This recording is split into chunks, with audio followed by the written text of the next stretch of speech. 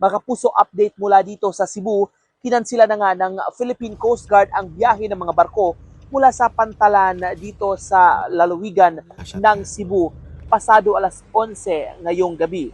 Ito'y matapos nga isinailalim sa signal number 1 ang lalawigan, bunsod ng banta ng bagyong Basyang. Narito tayo sa Pantalan sa may Pier 1 ticketing office ng iba't ibang mga shipping companies Makapuso.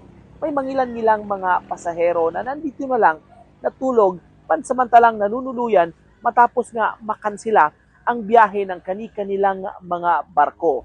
Karamihan sa kanila walang munang mauuwian kaya nagdesisyon na dito na lang sa Pantalan magpapalipas ng gabi at maghintay ng anumang abiso kung kailan mare-resume ang biyahe. Ito isang grupo nga ng mga trabahante mula sa Cadiz sa Negros Occidental papunta sana sa bayan ng Tubigon sa lalawigan ng Bohol.